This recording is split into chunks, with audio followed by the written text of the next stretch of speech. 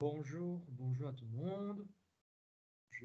J'espère que vous allez bien. On va, comme d'hab, juste attendre quelques minutes avant de commencer nos. Et on va, on va parler de pas mal de choses aujourd'hui. Au-delà de la question, il y a des questions de. On va parler aussi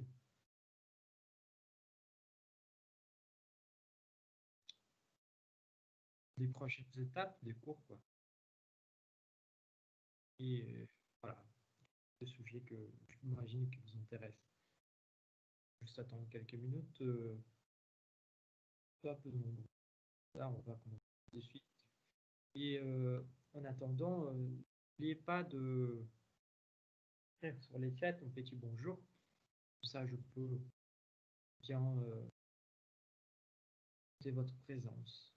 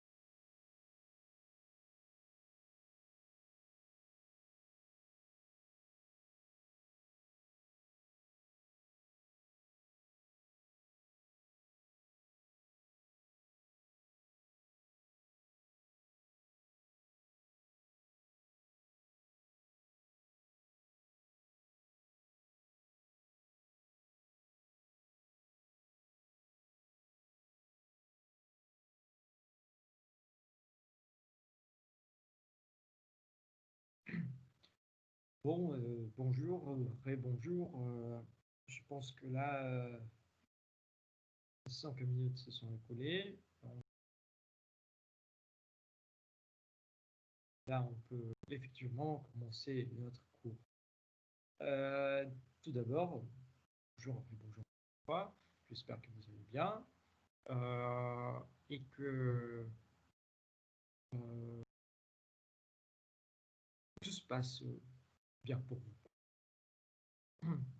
Malgré tous les contextes, même, voire même de l'ambiance très anxiogène de ces moments-là, hein, parce qu'on est dans l'attente de- d'une communication, d'une réouverture soit de marché, de Noël, soit de déconfinement. Donc voilà, je pense que il faut vraiment là qu'on prenne soin de nous, ce qui est vie au moment très anxiogène. Donc prenez soin de vous. Et quand je dis ça, c'est pour vraiment prendre du temps pour vous, pouvoir respirer. Même, je sais que c'est difficile, mais de sortir de réseaux sociaux, vous voyez, euh, c'est vraiment, c'est vraiment prendre soin de vous. Sortir de réseaux sociaux, aller lire un livre, euh, je ne sais pas, respirer un peu, faire une promenade de 1 heure que vous avez droit. Voilà, vraiment, prenez soin de vous. Hein. Surtout que la fin de l'année s'approche, avec elle les examens. Donc voilà, au fur et à mesure, essayer de maintenir notre santé mentale aussi. Hein. Donc voilà. Euh, je voulais commencer aujourd'hui aussi en faisant un rappel de notre nouveau cours que moi, je n'étais pas forcément au courant comme vous. Hein.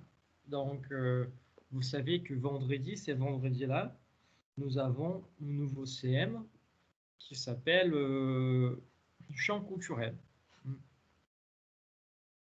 Qui s'appelle donc Champ culturel et qu'il va commencer à environ 15 heures. J'ai dit environ parce que je sors d'un cours 15 heures. Donc, vous savez, peut-être que je vais commencer, je vais ouvrir la salle de cours 15 minutes, 15 minutes, 5 minutes après. Donc, voilà. Si j'arrive un peu tard, c'est pas, ne vous inquiétez pas. Bon, peu tard, ça veut dire 5 minutes après. Donc, voilà. Euh, et les cours donc, du champ culturel, ils commencent ces vendredis-là, 15 heures. Il y a 2 heures de durée, pardon. Donc, il va jusqu'à 17 heures. Et l'avantage et l'inconvénient, c'est que on a juste 4 heures de CM. Ces cours, c'est un cours magistral, donc voilà. Il va y avoir un examen à la fin. Les modalités, tout ça, comment on va faire par rapport au champ culturel, on va discuter de tout ça au moment du cours de champ culturel. D'accord. Donc voilà. Et l'avantage et l'inconvénient, c'est qu'il a juste 2 cours. Ça veut dire que euh, les cours du jour 20 et les cours du jour 27. Où en fait, c'était pas moi. Hein. Megan, elle a demandé pourquoi vous avez ajouté ces cours. En fait, c'était pas moi qui ai ajouté, c'était un cours déjà prévu dans euh, dans votre maquette. Mais voilà, en fait, avant, il n'y avait pas de place. Donc, par contre, je sais que quelques-uns d'entre vous ont des cours au même moment. Malheureusement, je parlais avec les directeurs de département et c'était le seul moment qu'on pouvait vraiment le faire. Donc, voilà. Encore une fois, c'était pas moi qui a pensé à ça. C'était déjà prévu dans votre maquette. Donc, voilà. Euh, bon, une autre chose que je voulais dire, c'était aussi que j'ai pas encore, j'ai pas encore fait les corrections de vos activités de méthodologie. Concernant les réponses des théories de la communication, des questionnaires, moi j'ai tous les résultats, mais en fait, je ne sais pas pourquoi le prêt il ne affiche pas les résultats pour vous. J'ai essayé de libérer, donc je ne sais pas comment je pourrais faire d'une sorte que les résultats ils soient donnés individuellement, hein, mais en même temps à tous, quoi. Voilà. Donc, je pense que c'est pas cool de partager avec tout le monde les résultats, quoi qu'ils sont, quoi qu'il en soit. Vous voyez. Donc, Il faut que j'essaye de me renseigner auprès du département informatique pour voir comment je peux faire ça. Mais voilà, on ne peut pas parler de ça aussi dans les cours de théorie de la communication. Mais voilà. Je pense que tout ce que je devrais dire, j'ai dit. Donc, j'espère pouvoir bien avancer aujourd'hui parce qu'on n'a pas beaucoup de cours devant nous, si je ne me trompe pas. Donc, je n'ai pas fait ma liste avec les cours. Je vais voir. Selon, je vais tout en papier, selon notre calendrier, notre dernier cours, ça sera les 10 de décembre. 10 décembre. Donc voilà, on a encore un peu de temps devant nous pour finir tout ça. Bon. Donc là, je vais commencer alors les contenus proprement dit. Qu'on a aujourd'hui.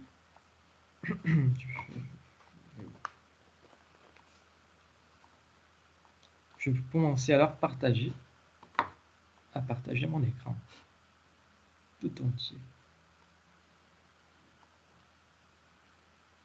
Voilà. Donc,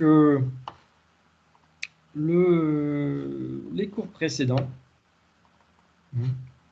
on avait vu quoi? On avait vu comment faire la liste des tableaux, la liste des figures de façon automatique et aussi la configurer,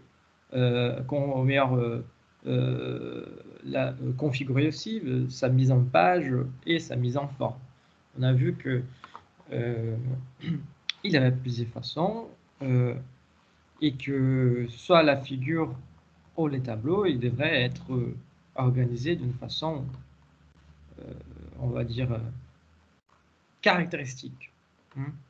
Donc voilà, avec la légende en haut, la source en bas, avec une mise en forme et une mise en page spécifique aussi. Donc, quand l'image, la source et la légende commencent avec l'image. On avait discuté ça. On avait discuté aussi de la mise en page et la mise en forme de la source, que ça devrait être Arial 10 comme la légende, et les deux ils devraient être aussi collés à l'image, sans espacement, sans interligne, on va dire. Donc voilà. Et tout pareil pour les tableaux. Les tableaux, ça ne change absolument rien du tout. Voilà. Bon. Donc, on a ajouté là de façon automatique. On a vu comment mettre à jour les champs, là, mettre à jour de la table, voilà. On a vu aussi les références. Là, qu'on a vu que peu importe si c'est un tableau, si c'est une liste des figures, pour ajouter là de façon automatique, il faut aller en référence et aller après sur insérer une table d'illustration. Et là-dedans, on peut effectivement choisir si c'est une table, une liste de tableaux, si c'est une liste de figures, si c'est une liste de graphiques. Donc voilà. Concernant donc la liste des tableaux, la liste des figures, je ne sais pas si vous avez essayé de faire chez vous un petit essai, quelque chose comme ça.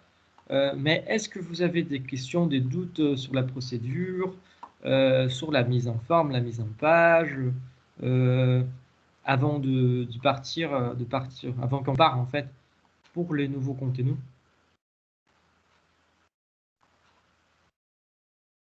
Non. Parfait, parfait.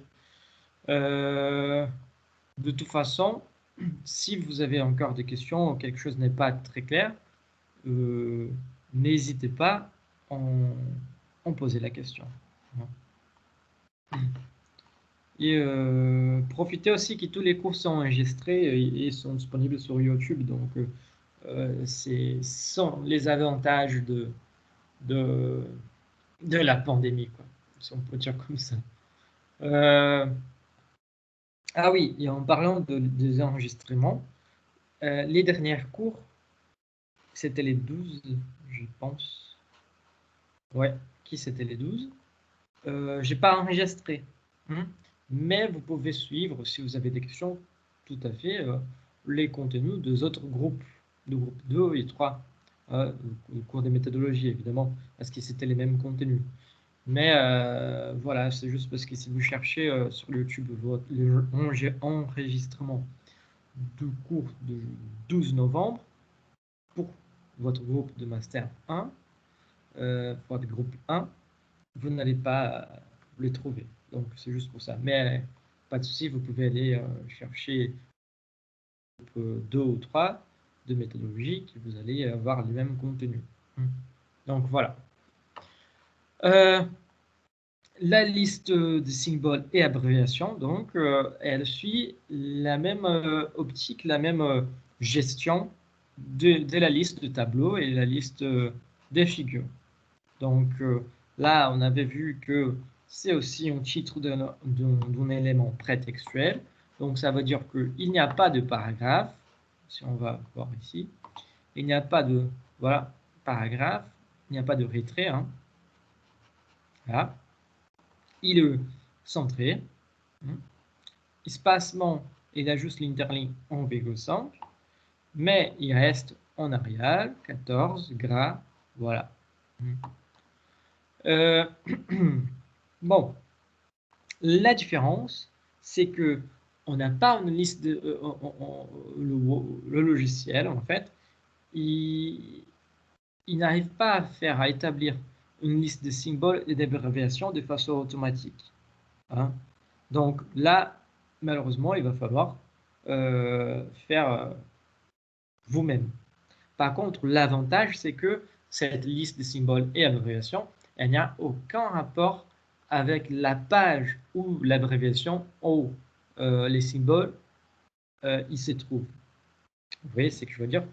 Par exemple, on va utiliser la même mise en page et la même mise en forme de la liste de tableaux et liste de figures, parce qu'il faut que tout soit, on va dire,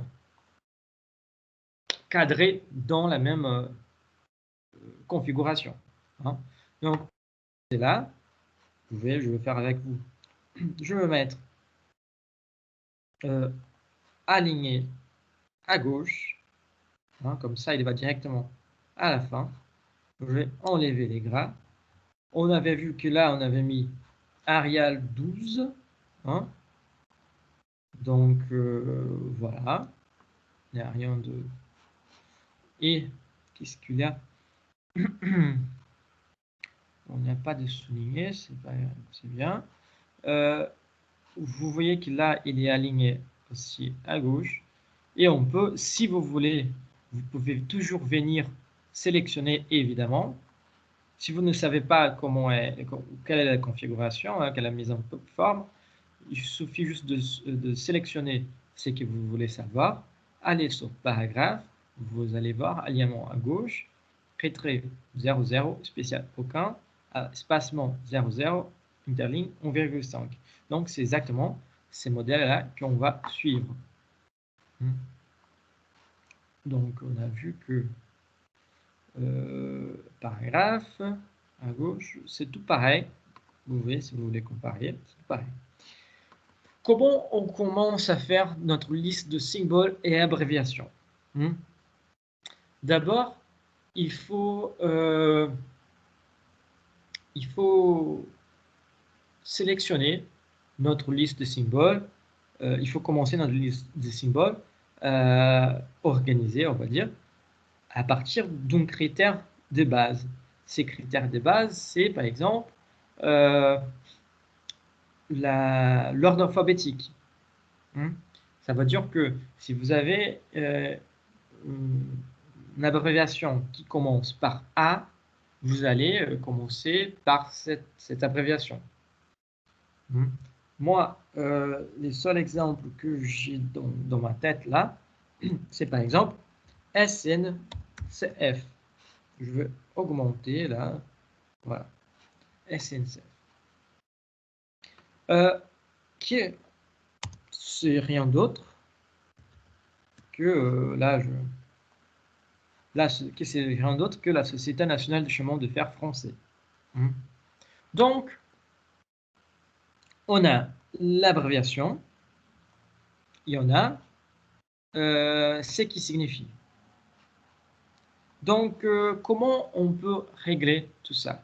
Bon, on avait dit, en fait, ce sont tous les éléments qu'on doit ajouter dans une liste de symboles et abréviations. Ça veut dire soit les symboles et sa définition, soit l'abréviation et sa définition. Hein? Donc, dans ces cas-là, on peut regarder comment c'est fait là. Vous voyez que c'est les noms, pas mal de points, et les petits numéros. Donc, on va utiliser la même stratégie. Hein. Donc, on a SNCF, on a pas mal de petits points. On va jusqu'à la fin de la ligne. Voilà. Vous voyez, ça a descendu. Donc, je reviens. Société nationale, c'est bon. Voilà. Je vais juste effacer parce que si vous voyez, là, il y a un espace. Hein, et donc, je vais effacer cet espace pour ajouter un point. Voilà. Ce que vous voulez, si j'ajoute, vous voyez que si j'ajoute un point, il descend. Donc, c'est ça qu'on veut. La liste d'abréviations, c'est vraiment un truc très, très, très simple. Les symboles, hein, si je ne sais pas si vous savez, mais peut-être que quelqu'un entre vous va parler, on va travailler dans un département financier, et je ne sais pas quoi, il va avoir besoin de présenter quelques calculs, quelques formules d'analyse financière. Voilà.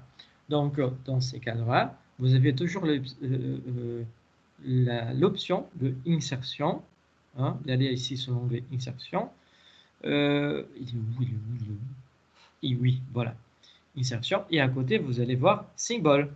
Hein, vous voyez ma souris, j'imagine. Donc là, vous voulez quoi? Une équation en symbole. Ça, c'est très intéressant, l'équation, parce qu'il va permettre d'ajouter. Par exemple, ça, pour la rédaction de votre travail, c'est très intéressant. Ou encore, si vous voulez, vous pouvez mettre, parce que je dis que pour la rédaction de votre travail, si vous travaillez avec des calculs, c'est très intéressant, parce que comme vous voyez, j'ai ajouté la formule quadratique, je ne sais pas, quadratique peut-être. Donc, et là, je peux tout simplement changer les x, venir ici et changer, mettre les 4, voilà, n'importe, peu importe ce que je fais, mais je peux changer. Donc, c'est très intéressant pour ceux qui travaillent avec les équations. Et évidemment, vous allez voir que quand on ajoute une équation, on peut tout à fait, on a un nouvel onglet qui s'appelle conception. Et du coup, là, vous voyez que ça devient vite beaucoup compliqué, on va dire. Hein? Donc, sauf si on maîtrise pas mal la question mathématique. Là, par exemple, là, on a, je ne sais pas si c'est celui-là. C'est intéressant parce que là, on a les symboles. On va voir. Vous voyez que là, c'est les symboles. Je vais juste effacer celui-là parce que ça ne nous intéresse pas pour l'instant. Non, je ne veux pas. Donc, je vais juste tout simplement venir ici en insertion, symbole, et je vais ajouter un symbole, comme ça sera plus facile.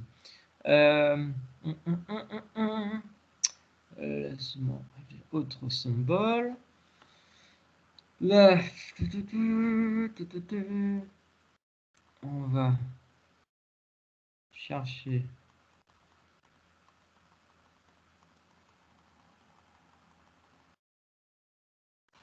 le symbole monétaire, un peu plus phonétique. vous voyez qu'en fait, il n'est pas réglé sur l'ordre alphabétique. Donc ça dificulte un peu les choses. Donc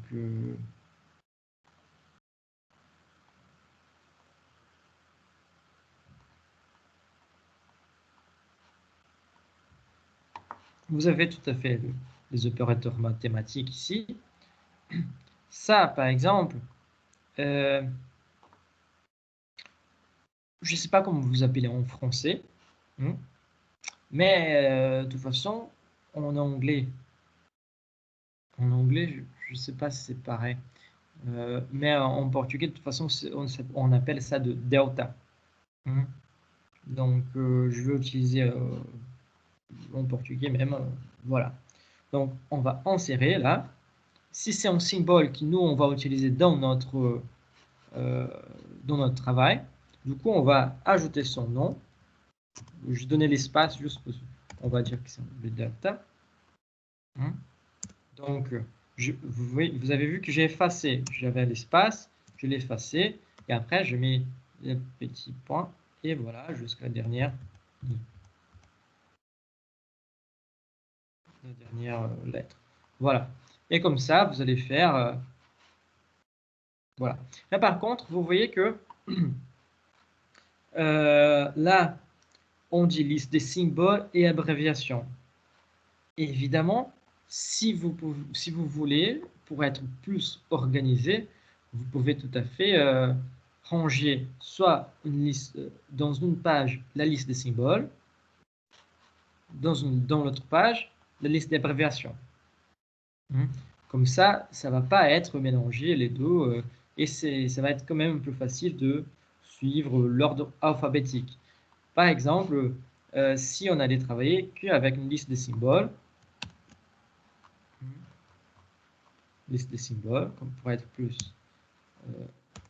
pragmatique.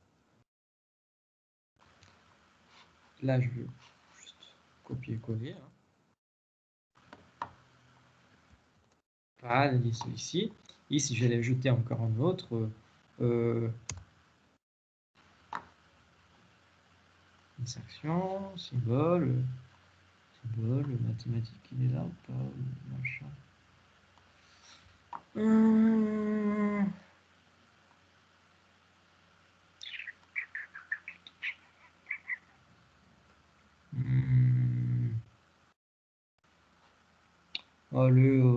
On va dire que...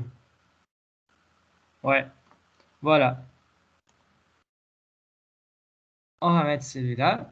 Et on va dire que c'est... Ah, mais il est changé les lettres majuscules.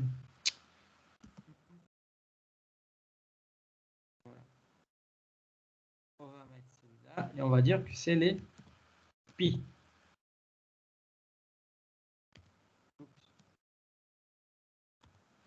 Voilà.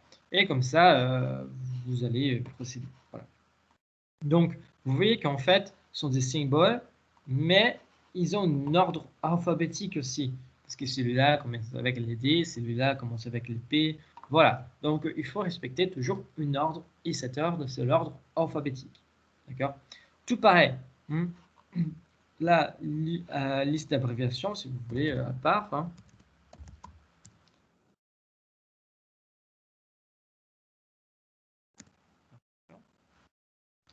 Donc, SNCF, et après, vous allez suivre avec les noms un ordre alphabétique. Donc, voilà. C'est assez simple, assez facile. Et comme ça, vous êtes libre hein, d'utiliser dans votre travail que l'abréviation. Hein. Comme ça, vous n'avez pas l'obligation d'expliquer dans votre travail que les symboles représentent les delta, qui ces symboles-là représentent les pi. Ou encore que la Société nationale des chemins de fer français s'appelle SNCF. Voilà. Donc ça montre une organisation. Ça montre aussi que vous avez bien soigné votre travail. Donc voilà. C'est très bien vu de faire ces genres de distinction, de séparation. et de liste d'abréviation. Surtout si vous utilisez beaucoup. Est-ce qu'il y a des questions par rapport à la liste des symboles, liste d'abréviation?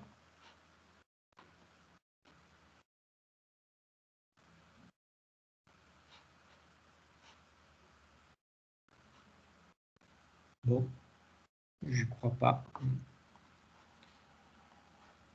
Parfait, merci Tania. Bon. C'est bien, c'est bien, c'est bien. Bon.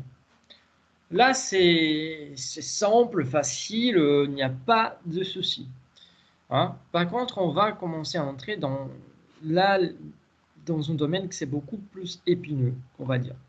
Parce que j'avoue que c'est chiant à faire. C'est très, très chiant à faire, les sommaires et aussi la table des matières. L'avantage, c'est que la même logique utilisée, on va dire la même technique qu'on va utiliser pour réaliser le sommaire, c'est aussi la même technique qu'on va utiliser la table de matière. Donc, j'explique une fois là, on ne va pas avoir besoin de refaire peut-être. Juste, je veux faire vite fait, juste pour que ça soit plus clair. Hein. Mais voilà. Par contre, les sommaires, donc, on va expliquer. On va dire par exemple que votre rapport de stage, encore une fois, les sommaires, ça va être la dernière chose qu'on va faire. On peut l'imaginer. Vous voyez, on peut imaginer qu'il va y avoir une introduction. Pardon. On peut imaginer qu'il va y avoir la première partie. Ouais. Après, qu'il va y avoir dans la première partie, là, chapitre 1, les chapitres 2, après une deuxième partie, voilà, qui va avoir le chapitre 3, les chapitres 4, et après, conclusion. Voilà, en fait, on peut imaginer, vous voyez, ce qu'on vient de faire, c'est de imaginer la construction de notre sommaire. Avant même la rédaction de notre rapport de stage, il faut imaginer un sommaire. Parce que le sommaire va nous aider à visualiser comment on va conduire notre travail. Hein? Parce que après, on doit vraiment le regarder et prendre vraiment soin de comment on les fait. Parce que les parcours qu'on fait dans notre travail et c'est qu'on veut en fait les parcours qu'on veut dans notre travail, il doit être bien visible dans les sommaires. Et ces parcours qu'on voit dans les sommaires, il doit déjà présenter un peu notre raisonnement. Comment on a pensé, vous voyez. Normalement, on commence toujours par un sujet très élargi. Donc après, on réalise des découpes jusqu'au moment où on a juste notre petit sujet à traiter. Et là, on peut développer des choses par rapport à notre petit sujet. Et ça s'y voit. En fait, ça s'y voit dans le sommaire. Ça doit s'y voir dans le sommaire. Tous les coupures, il les découpe, en fait, qu'on fait. Vous voyez? Parce que sont ce qu'on appelle de choix, ou bien des stratégies discursives. Si vous avez décidé de commencer par un tel sujet, c'est parce que c'était votre stratégie. Comment vous allez aborder les sujets? Voilà, c'est une stratégie discursive. De la même façon, quand vous êtes dans un entretien d'embauche, il tombe la question classique, genre, que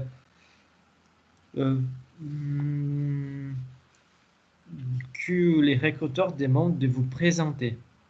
Pourriez-vous vous présenter s'il vous plaît. Voilà. Donc, probablement, vous allez commencer à parler. Vous avez choisi de parler que par vos points forts, par les meilleurs parcours que vous avez fait, et probablement vous avez choisi aussi les meilleures expériences par rapport aux postes auxquels vous postulez. Je sais pas. Donc, vous avez fait une stratégie, vous avez élaboré une stratégie discursive. Pour les sommaires, c'est tout pareil.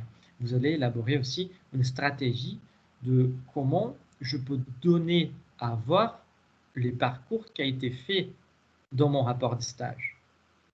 C'est pour ça que on va élaborer le sommaire au moment qu'on va faire notre rapport de stage.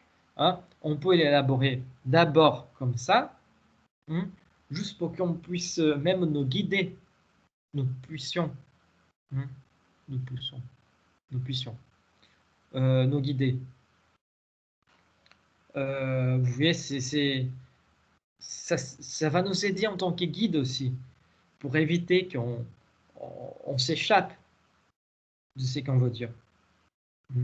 Pour qu'on reste dans les sujets et qu'on ne part pas très loin. Vous voyez? Donc, la première chose aussi, c'est donc de penser le sommaire de façon articulée. Comment une partie dialogue avec l'autre, comment les chapitres vont dialoguer et tout ça. Donc, qu'est-ce que je veux dire dans ces chapitres qui va dialoguer avec le prochain et comment ils vont dialoguer et comment je vais évoluer et développer les rapports de stage à partir de ces enchaînements des idées. Parce que le sommaire il va représenter exactement l'enchaînement des idées que vous avez eues. D'accord. Ça, c'est les principes. Mais c'est pas la mise en forme ni la mise en page finale de sommaire. D'accord? Donc, c'est très bien de faire ça pour présenter à votre tuteur au moment de votre réunion. C'est nickel, c'est très très bien. Hein? Il va être content et comme ça, il va pouvoir même vous aider à élaborer peut-être d'autres points pour votre sommaire. Voilà, il va pouvoir vous indiquer peut-être des lectures à faire et tout ça.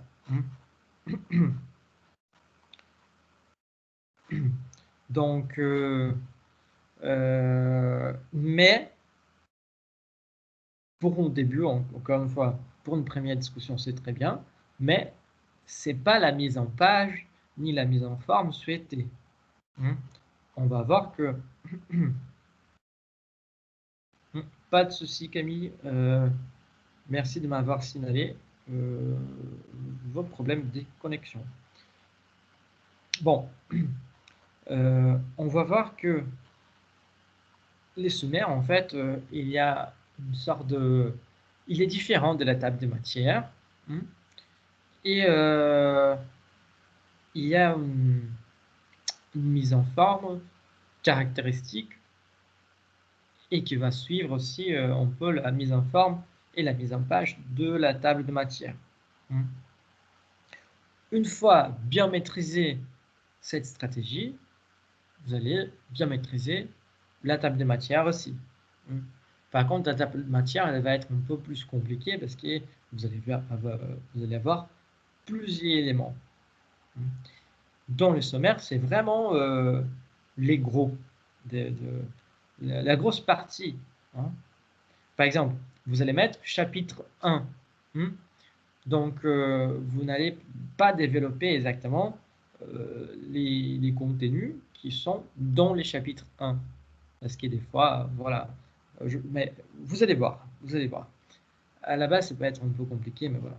Donc, la mise en forme, normalement, c'est les titres, comme on a vu, sommaire, on avait vu là. Bon, les sommaires là. Donc, les sommaires, c'est un titre aussi d'éléments prétextuels, donc majuscule, centralisé, avec une interligne de 1,5. On peut même ajouter ici.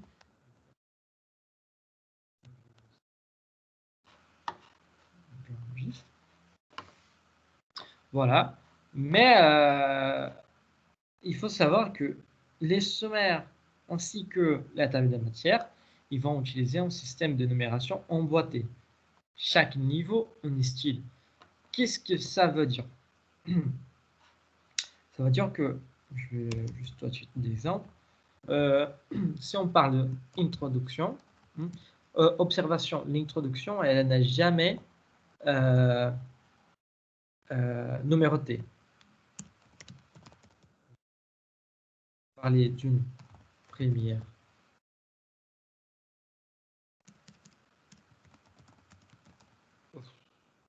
Là, je vais utiliser c'est que on a en bas, je suis bête. L'introduction, elle est là. Hein. La première partie, elle est là. Mais vous voyez que l'introduction, c'est une grosse partie. La première partie, c'est une grosse partie aussi que commence une approche différente. Donc, commence l'approche proprement dit. Et donc, pour parler de cette première partie, vous avez 2 chapitres. Donc, c'est comme si là, on avait les 1, c'était notre première partie. Et là, on avait les 1.1. Vous voyez? Là, on avait le 1.2. Parce que vous voyez bien que les chapitres 1 et les chapitres 2 font partie de la première partie. Par contre, après, il y a une deuxième partie qui, c'est une autre grosse coupure. Donc, là, là on va trouver qui c'est l'élément 2. Les chapitres, pas les chapitres, mais la deuxième partie en vrai. Donc, la première, là, on peut prendre le premier sous-titre dès la deuxième partie, il va être 2.1. Voilà. Et le deuxième sous-chapitre, au meilleur, les deuxièmes sous-titres dès la deuxième partie, 2.2. Donc, et ça, on va faire toujours. Si on a, dans les sommaires, on ne va pas aller plus loin. On va rester juste jusqu'au 2.2, jusqu'à ce qu'on appelle d'un titre de niveau 2. Par contre, dans la table de matière, vous allez voir que on peut avoir, par exemple, là, on peut avoir, il s'est mis de façon automatique.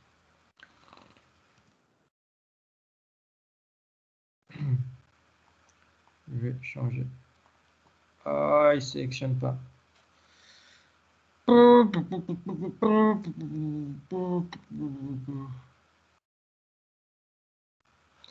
je ne veux pas en lien. Voilà, 2.1. Ça peut être aussi, on va dire, partie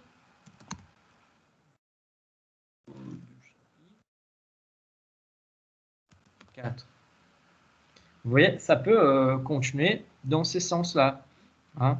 Donc, ça peut continuer aussi. Le niveau 2.2.2, ça veut dire que c'est une autre partie du chapitre 4. Vous voyez? Donc, ça, c'est un système emboîté. Hein. C'est comme on pourrait penser que il y a une boîte dans l'autre, une boîte dans l'autre, une boîte dans l'autre, et comme ça, on commence à découvrir pas mal de choses, chaque fois de façon plus spécifique. Mais, encore une fois, ces systèmes très emboîtés, par exemple jusqu'au niveau 3, ou même, voire même au niveau 4, on va utiliser que pour la table de matière à la fin du travail. Là, pour les sommaires, on va juste utiliser les systèmes emboîtés jusqu'au niveau 2. Donc, on va s'arrêter là. Vous voyez. Bon, et la conclusion, aussi en bas, voilà. Par contre, vous voyez bien, conclusion, et on peut même ajouter référence bibliothèque. bibliographique. Dans ces cas, vous allez voir que introduction n'est pas numérotée, ainsi que la conclusion et les références bibliographiques. D'accord. Donc, c'est les éléments, c'est 3 éléments. Ah oui, ainsi comme si on met en sommaire des annexes,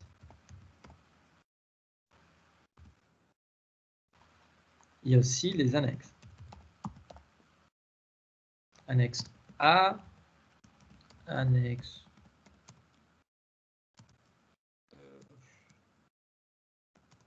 B. Voilà. Ces éléments, ils ne sont pas emboîtés non plus, ni numérotés, ni emboîtés. Voilà. Donc, c'est ça. Mais, juste pour comprendre tout ça, juste pour comprendre qu'est-ce que c'est ce système de numérotation emboîté. Donc, à chaque niveau, un style. Parce que, exactement, chaque niveau, un style. Donc, on verra bien que là et là vont être les mêmes niveaux. Par contre, les chapitres 1, c'est déjà les deuxièmes niveaux qui fait partie de la première partie. Donc, il va avoir une autre mise en forme, une autre mise en page. Donc, quels sont? On va voir là, tout de suite. Introduction. C'est ça que je viens de vous expliquer. On va voir que introduction, titre de partie, conclusion, bibliographie, sommaire des annexes, annexe A, B, C, voilà, annexe X, ils vont avoir cette mise en forme. Ils vont être normales, justifiées, gras 12. L'observation dans les sommaires. Dans les sommaires, ça c'est une configuration dans les sommaires, car dans votre mémoire, quelques titres seront centralisés. Pourquoi on dit ça? Parce que si on prend le sommaire des annexes, le sommaire des annexes, il va être aussi mis comme si c'était un titre d'élément prétextuel. Mais on va voir tout ça après et tranquillement. Voilà. Donc, ce qu'il faut retenir, je vais mettre côte à côte. Modèle, voilà.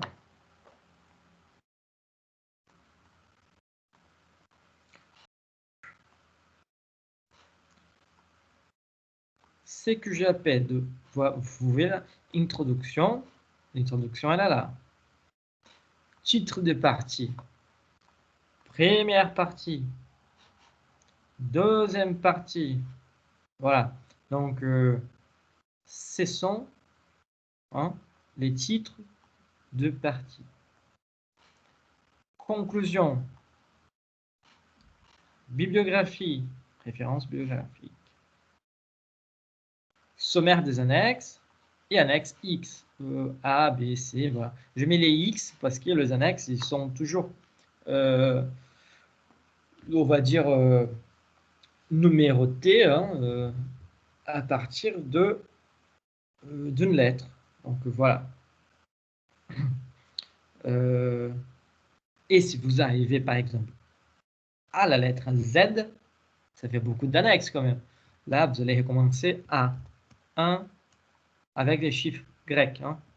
2, vous voyez, 1, 3 et voilà. Ça fait beaucoup d'annexes quand même. Donc, voilà. Bon, donc, la première chose qu'on va devoir faire, c'est de organiser chaque partie en reconnaissant leur niveau et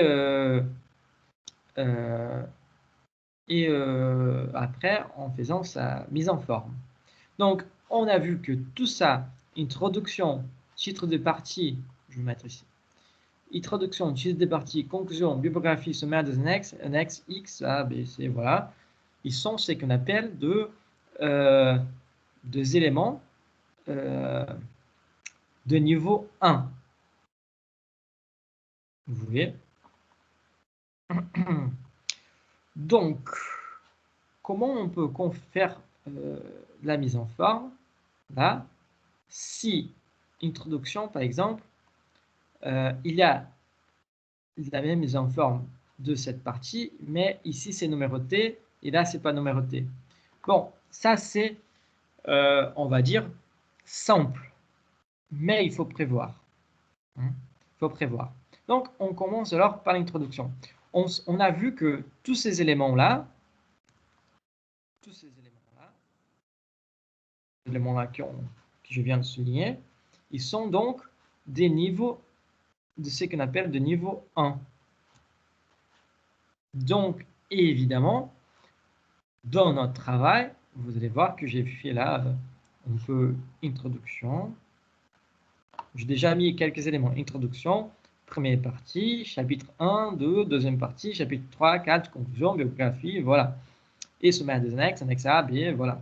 Donc, première chose, c'est comprendre que où on peut voir cette histoire de niveau et je sais pas quoi, qui c'est très important pour la confection de sommaire. Hein. Donc, c'est exactement, là, on vient dans l'onglet Acquérir. Hein. Si vous allez voir sur votre boîte des styles, on peut dire, hein, il va être marqué plusieurs styles, dont on va voir, par exemple, les titres 1. Si on sélectionne titre 1, d'accord, vous allez voir que ça change toute la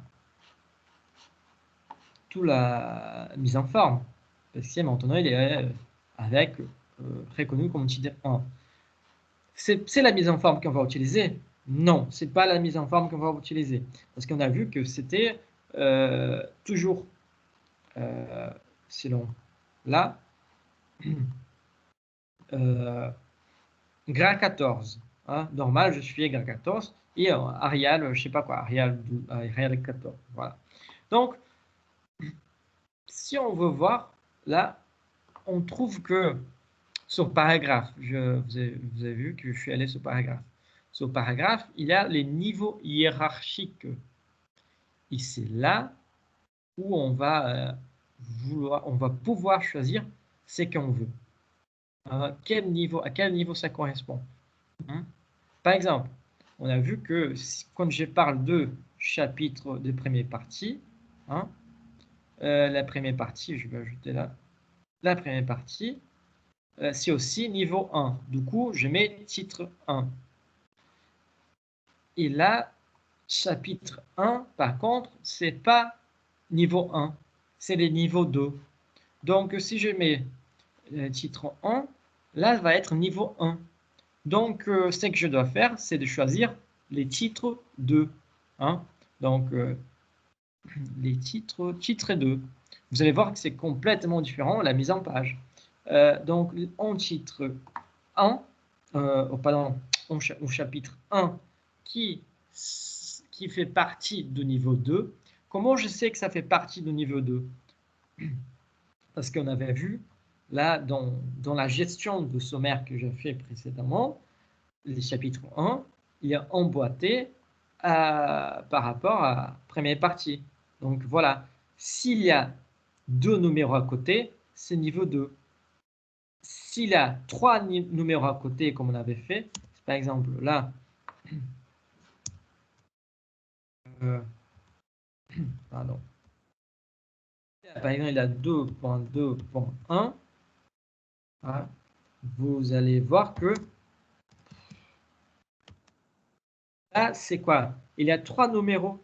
Donc, s'il a 3 numéros, ça veut dire que c'est au niveau 3 de sélection. D'accord? Donc, juste pour revenir,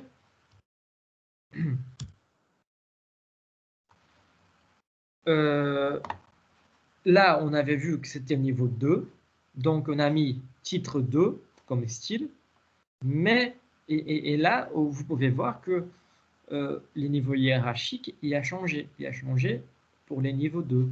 Si on va sélectionner là, on va voir que niveau 1, niveau 1. Par contre,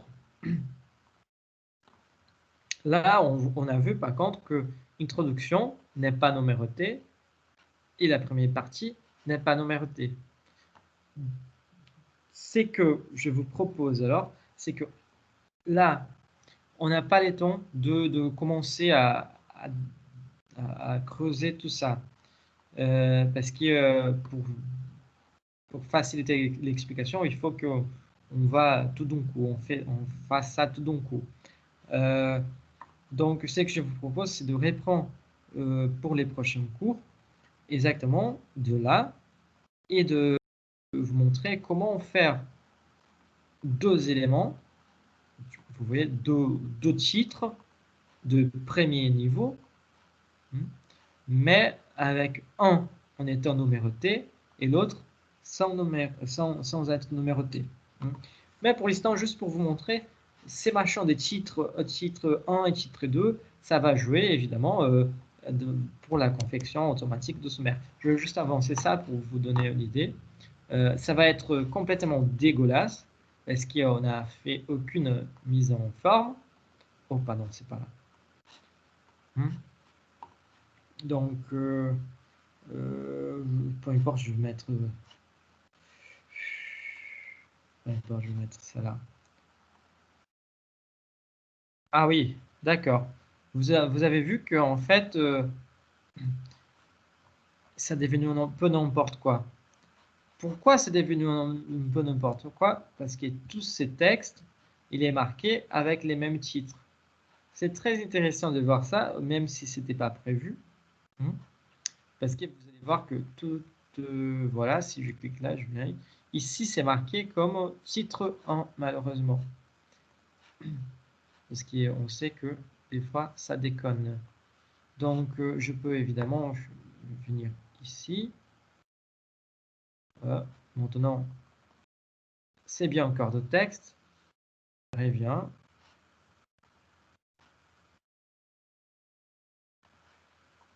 Je fais ma formatation. Je mets ma formatation. Et on va voir si il reste marqué. Ça, c'est très bien. Il faut que j'ai pris bien dans ma gueule, celle-là.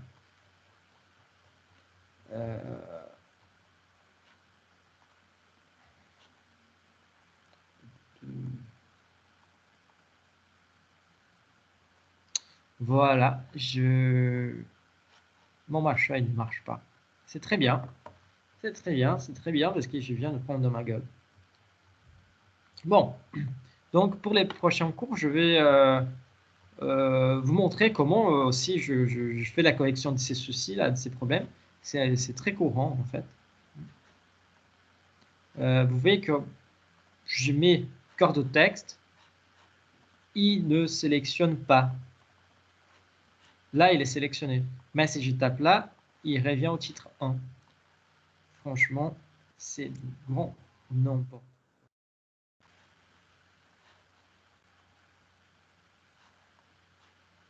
Vous voyez que pour... Donc là, j'ai un problème de logiciel. Parce que peu importe ce que je fasse, il revient toujours. Vous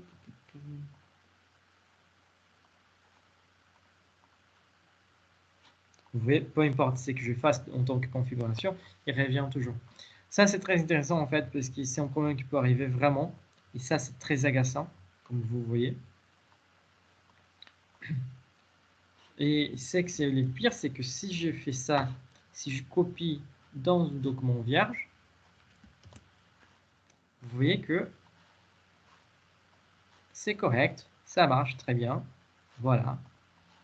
Donc, sans aucun souci, vous voyez. Donc, c'est plutôt mon fichier qui a été corrompu. Donc, dans ces cas-là, la solution, il n'y a pas une autre solution que de copier tous les contenus et de refaire toute votre mise en page, toute votre mise en forme aussi. Mais on va discuter ça le prochain cours. Donc, ça va être bien.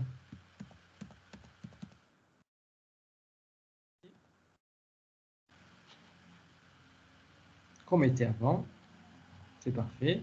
Avec les problèmes qu'on va trouver là en bas. Voilà, on a pas mal de problèmes. Donc voilà. Je vais enregistrer. Donc on va revenir à partir de ces points-là. Parce que c'est effectivement un problème qui peut arriver avec vous. Comment arriver là. Donc c'est ça. De toute façon, j'espère que même si c'est un peu confus, c'est pas très clair au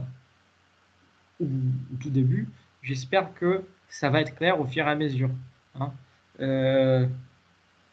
Mais vous voyez que c'est un peu vraiment un peu chiant, un peu compliqué à faire, mais tout va bien se passer. Il ne faut pas que vous soyez inquiet. Et c'est bien en fait de vous montrer que, par exemple, j'ai eu un problème avec mon fichier. Ça veut dire que tout mon fichier est condamné. Tout ce que j'ai écrit, il a un problème. Donc, comment régler ça? Donc, là, c'est intéressant. Parce que ça peut arriver avec vous aussi. Donc, je garde mon fichier pourri pour utiliser ça comme exemple pour vous les prochains cours aussi, les cours de la semaine prochaine. D'accord? Bon, de toute façon, je vous remercie d'être venu, de votre présence, de votre participation. Et je vous souhaite une bonne journée et je vous dis à demain. Merci, au revoir. Au revoir, monsieur, à demain. Au revoir.